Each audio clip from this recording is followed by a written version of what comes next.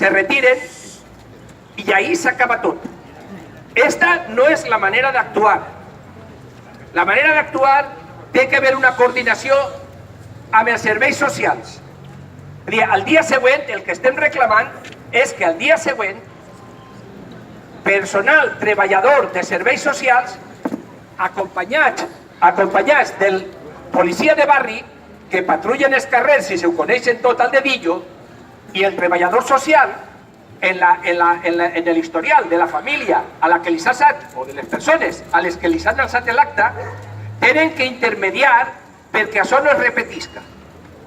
És a dir, aquestes famílies tenen que entendre que la reincidència, el continuar un dia darrere d'un altre dia fent cas omís a les normes mínimes de convivència no es pot suportar, no es pot suportar i no ho anem a suportar.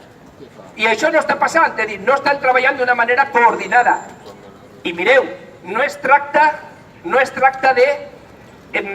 ni de que el temps de l'urbanisme i els sistemes burocràtics són llargs.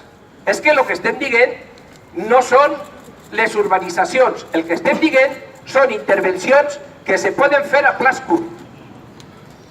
Tenen que els serveis socials, si no tenen suficient personal, si no tenen suficient capacitat de treball, doncs que busquen la manera i que contraten el personal per a que des de dins i personal ben format, perquè, mireu,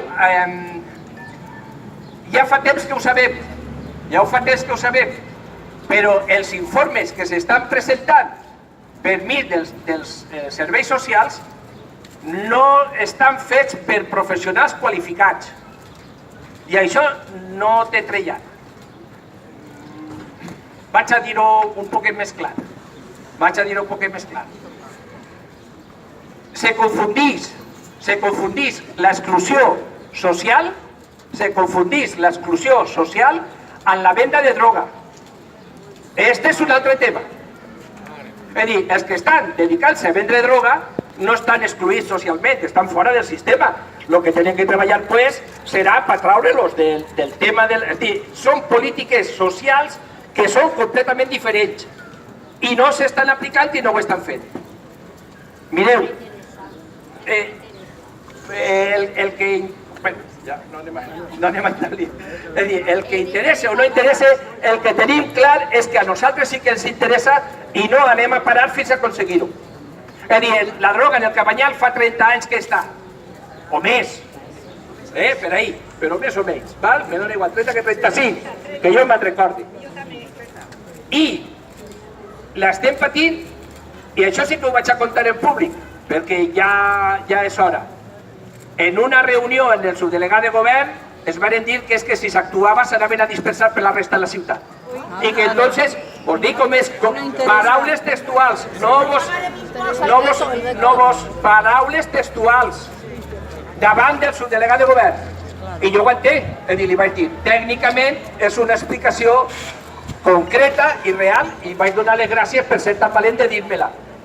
Però quan me vaig girar al que en aquest moment, que no és ara, però en aquest moment era el subdelegat de govern, li vaig dir, bueno, doncs l'explicació política quina és? Això no es pot. I diu, no, això no n'hi ha explicació política. No podem continuar així.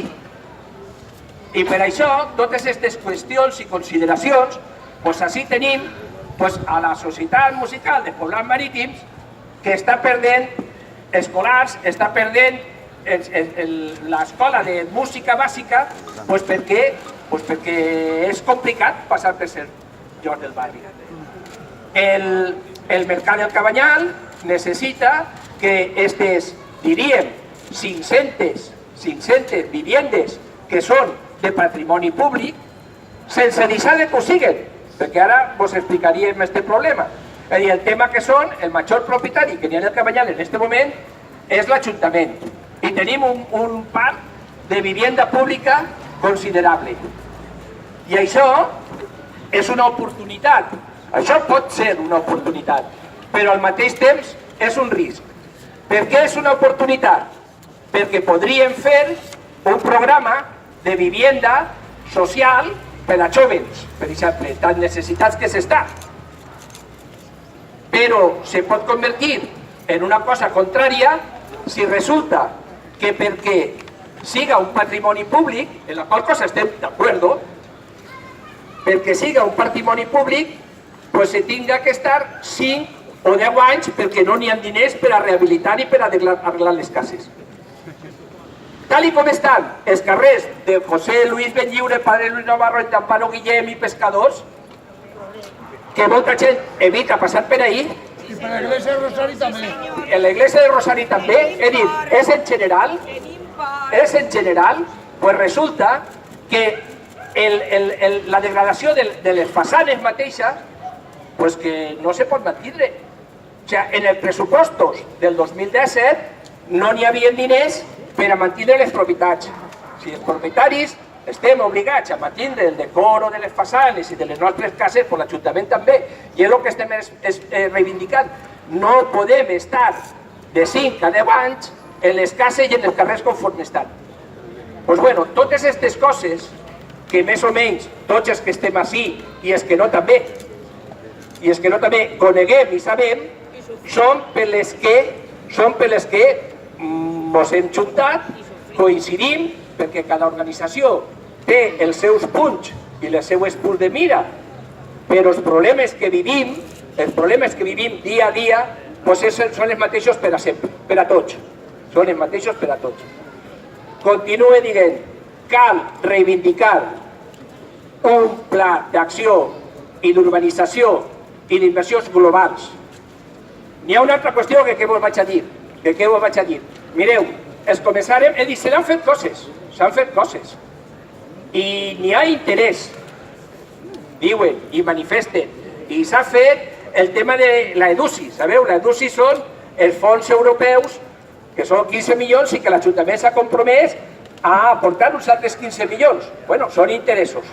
Però això anirà del 2017 al 2021. Repetir, i és molt important, és que així el que volem, i ho volem prompte, és passar per els carrers i que siguin uns carrers normals. Perquè la pitjor zona, encara que en la plaça Rosari i altres llocs també n'hi ha problemes, però el problema molt, molt greu està en el que hem dit i s'ha donat a conèixer com la zona zero. Però la zona zero, el problema de la zona zero no sols és un problema de la zona zero. Per què? Perquè vegem això i a tot el món se mos cau l'ànima als peus. Però a tot el món. L'ànima als peus. I no podem estimar el nostre poble mentre això estigui en les condicions que estan. Que n'hi ha molt que arreglar, que és molt difícil, sí, però n'hi ha qüestions que nosaltres creguem i per això hem convocat aquesta manifestació.